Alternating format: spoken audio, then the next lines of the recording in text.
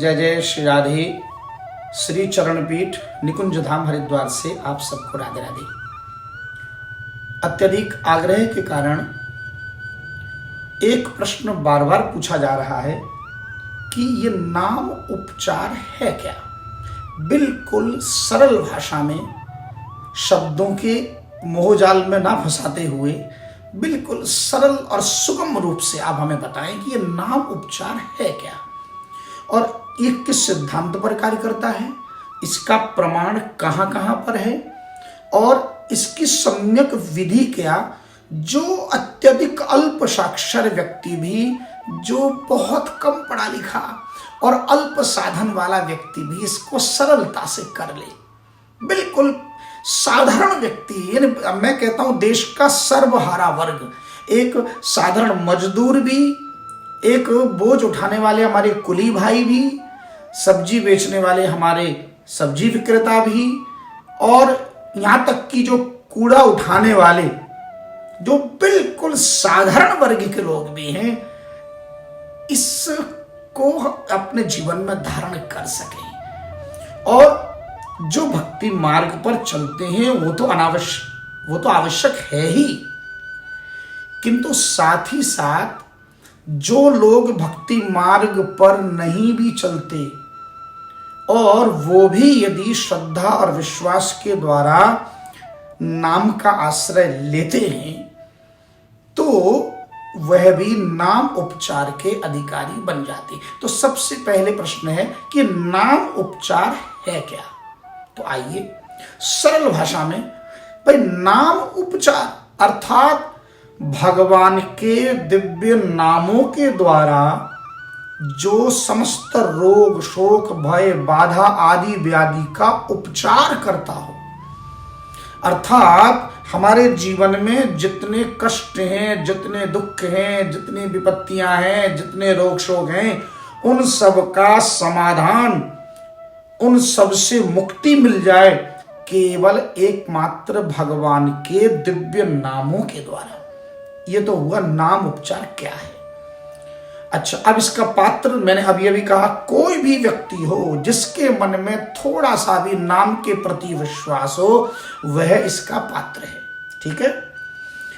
हमारे एक वैष्णव ग्रंथ है, हरि भक्ति विलास गौड़ीय वैष्णव ग्रंथ है, उसमें स्पष्ट वर्ण है कि भैया न देश काल नियम शौचा शौच विनिर्णय, अर्थात भगवान का नाम जपने के लिए कोई विशेष देश काल का नियम नहीं है, कोई शौच अशौच का पालन करते हुए ही जपना पड़ेगा, ऐसी कोई बाध्यता नहीं है। आप चलते फिरते उठते बैठते सोते जागते स्नान किए हुए अथवा बिना स्नान किए भी, चाहे आप यात्रा में हो, बस में हो, ट्रेन में हो, फ्लाइट में हो, चाहे पैदल चल रहे हो, आप किसी भी दशा में, किसी भी मनोदशा में भगवान नाम का आश्रय ले सकते हैं।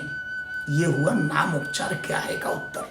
अब आइए कि इसका प्रमाण कहां है। वर्तमान समय में मुझे लगता है सबसे अधिक प्रासंगिक और सबसे अधिक प्रामाणिक यदि कोई सदग्रंथ है, साक्षात नारायण का वांगमयी स्वरूप है, उनका शब्द ब्रह्म है, तो वो है श्रीमद् भागवत महापुराण।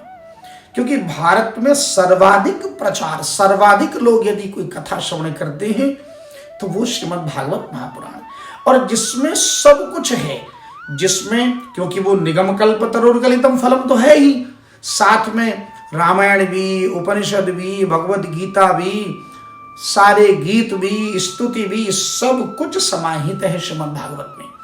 और नामोपचार का सबसे सुंदर उदाहरण यदि आपको देखना है तो आप देखिए दशम स्कंद में पूतना वध प्रकरण में, जिस समय भगवान श्री कृष्ण पूतना का वध करते हैं और उन्हें मातृगति प्रदान करते हैं, तो उस समय गोपियों ने भगवान श्री कृष्ण को गोद में उठाया और उठाकर भगवान के दिव्य नामों से ही उनको क्या बोलते हैं उसको, झाड़ा लगाना है। तो मंत्रों से उनको किस प्रकार झाड़ा लगाया, उन एक दो वैसे तो 8 श्लोकों से उन्होंने भगवान को इस प्रकार नामों के द्वारा झाड़ा लगाया, किंतु मैं उनमें से 1 या 2 श्लोक का प्रमाण दे रहा हूं क्योंकि वीडियो लंबा ना हो जाए। तो उसमें देखिए, इंद्रियाणि ऋषिकेश प्राणान नारायणो बतु श्वेत द्वीप पतिश्चित्तम मनो योगेश्वरो बतु। इंद्रियाणि ऋषिकेश, हे ऋषिकेश आप इंद्रियों की रक्षा करना, हे नारायण आप प्राणों की रक्षा करना, श्वेत दीप पतिश्चित्तम, हे श्वेत दीप भगवान आप चित्त की रक्षा करना, और हे योगेश्वर भगवान आप मन की रक्षा करना। और प्रश्ने गर्भस्तुते बुद्धिम आत्मानं भगवान परः क्रीडंतम पातु गोविंद शयानम पातु माधव।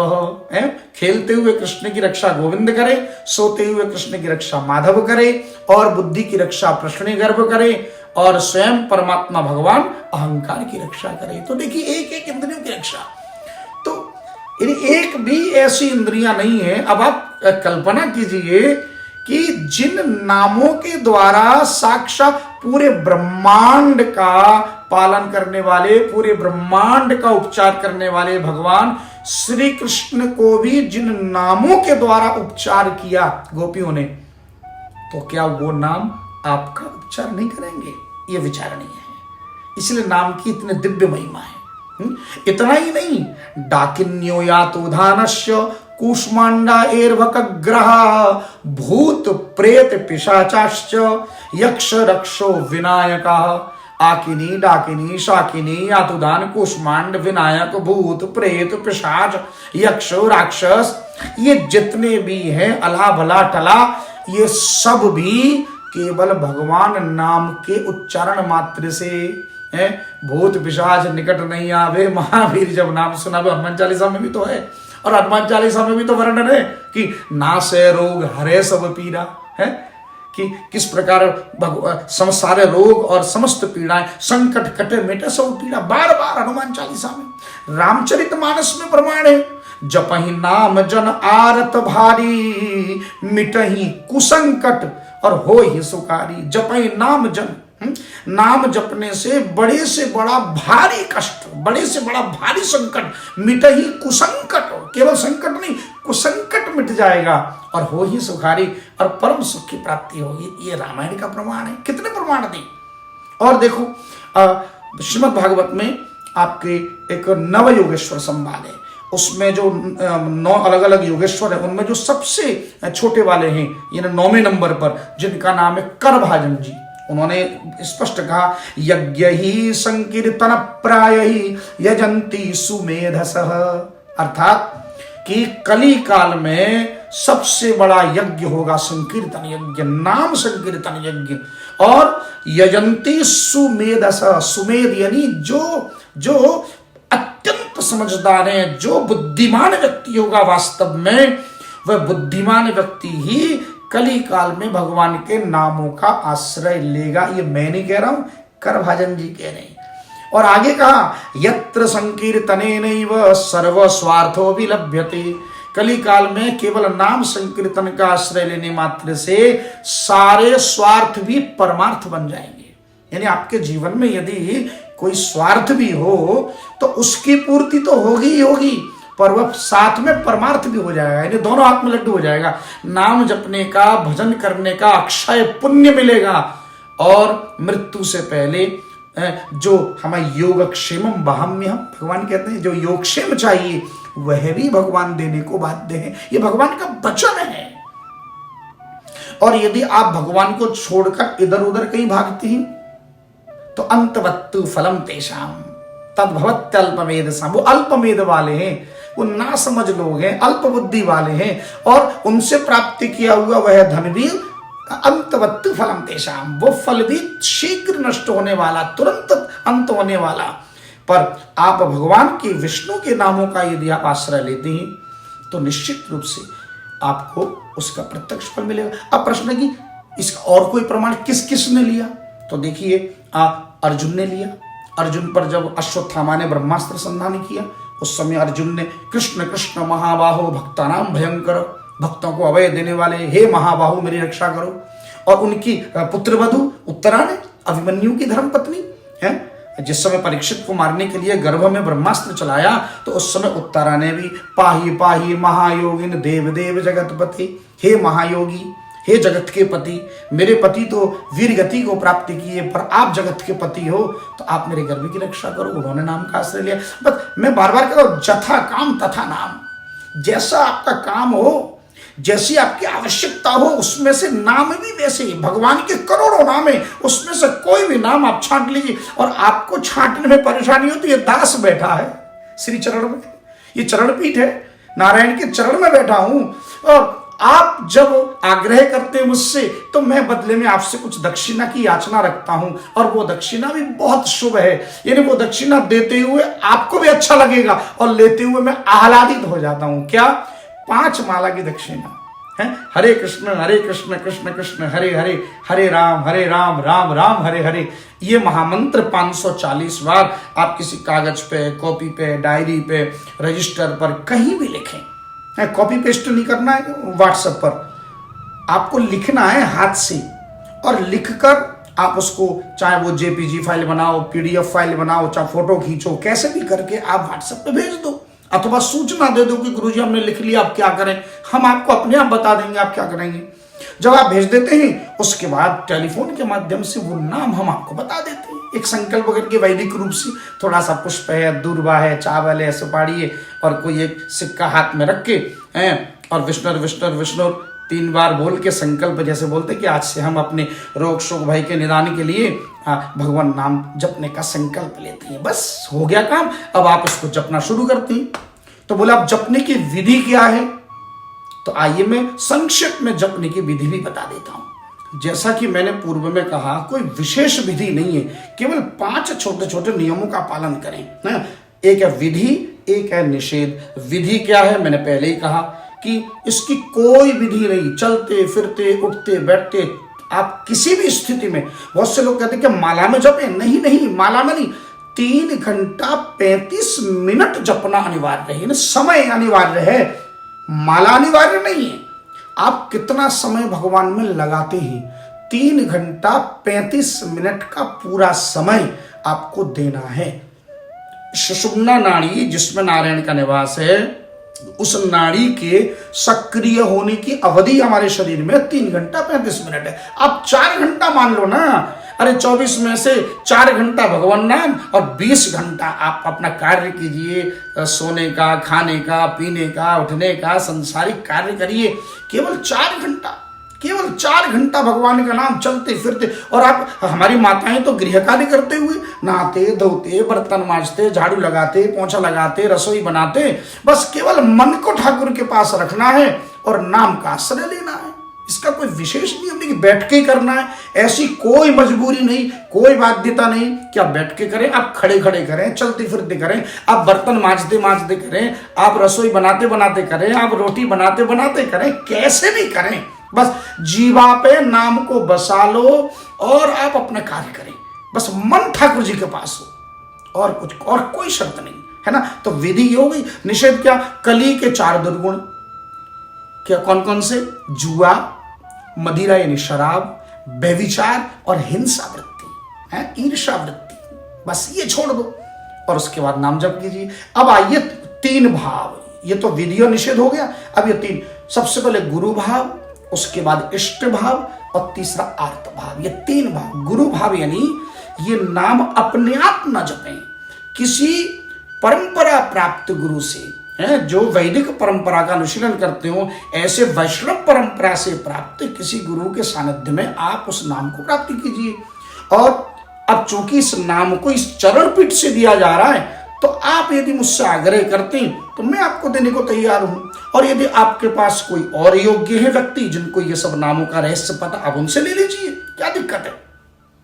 तो नाम का रहस्य जिसे पता हो और आपके उस रोग शोक भय के अनुसार यदि जो उन्हें नाम का ज्ञात हो कि किस रोग में कौन सा नाम देना है, जो चूंकि मैंने 26 वर्ष अपना अध्ययन इसी में किया है तो मुझे पता है, इसलिए मैं बता देता हूं।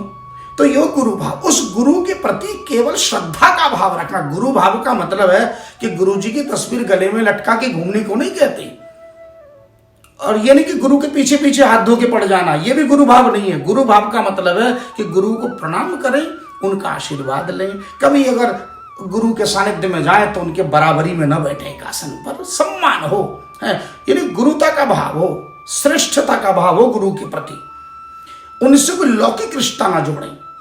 गुरु अर्थात साक्षात गुरु भाव। और नंबर 2 इष्ट भाव। ये नाम किसका जप रहे? कृष्ण के करोड़ नाम है, कृष्ण के करोड़ों रूप है, पर उनमें से एक नाम एक रूप में हमारी आसक्ति हो जाए। जैसे मेरे इष्ट श्री राधा रमण, बहुत कम लोगों को पता होगा, मैं भागवत में आने से पूर्व वृंदावन में ट्यूशन पढ़ाता था और वृंदावन के अनेक परिवारों में मैं जाता था। विशेष 2 बहुत बड़े परिवार हैं, जिनमें एक कन्हई चित्रकार का नाम आप सबने जाना होगा, जानते होंगे, आज भी बहुत बड़े नंदनवन जिनका है वृंदावन में। उनके बच्चों को मैंने लगभग 6 वर्ष पढ़ाया। और बिहारी जी मंदिर वृंदावन का सबसे बड़ा मंदिर, उस बिहारी जी मंदिर के किसी समय जो अध्यक्ष हुआ करते थे श्री आनंद गोस्वामी जी, जो इस समय गोलोकवासी हो गए हैं, 2 वर्ष पहले वो हमें छोड़कर जा चुके हैं। उनके 4 पुत्र, उनमें से 2 पुत्र को मैंने पढ़ाया। तो मैं बिहारी जी मंदिर जाता था, पर बिहारी जी के रूप में, बिहारी जी के नाम में मेरी उतनी आसक्ति नहीं हुई। मैं जाता था, प्रणाम करता था और चल देता था। मन को संतोष तब होता था जब मैं वहां से लौटकर अपने राधारमण जी का दर्शन करता था, और मुझे मेरे राधारमण जी का स्वरूप ही अच्छा लगता था। यद्यपि दोनों एक हैं, राधा वल्लभ जी, बिहारी जी, मदन मोहन जी, गोविंद देव जी, दामोदर जी, श्याम सुंदर जी, कोई अलग अलग एक ही कृष्ण हैं, एक ही कृष्ण के अलग अलग नाम है, पर एक नाम में आसक्ति हो, एक रूप, ताकि अगर कभी अकस्मात संकट आए, अकस्मात चलते चलते आप सिर में चक्कर खा के गिर गए, उस समय जब अंतिम आप बेहोश होने जा रहे हैं, उस समय तुरंत नेत्र बंद कर वही रूप समाहित हो जाए, तो एक रूप में आसक्ति होगी, तभी तो वो रूप समाएगा। एक नाम, जब आप बेहोश हो रहे, मूर्छित हो रहे, तो उस समय वही नाम आपके जीवा पर आ जाए। तो अनन्यास चिंतयन्तो, ऐसे अन्य चिंता हो।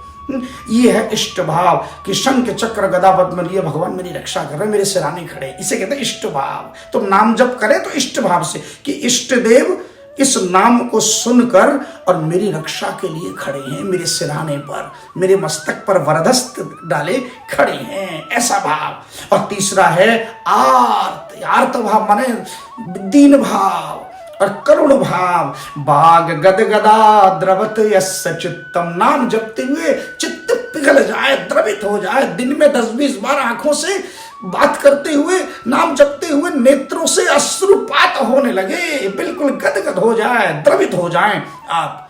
है भगवान का नाम ले, जैसे हमारा कोई अति प्रिय हो, दूर चला जाए और अचानक उसकी स्मृति आ जाए तो एकदम से आंखें डबडबा जाती हैं।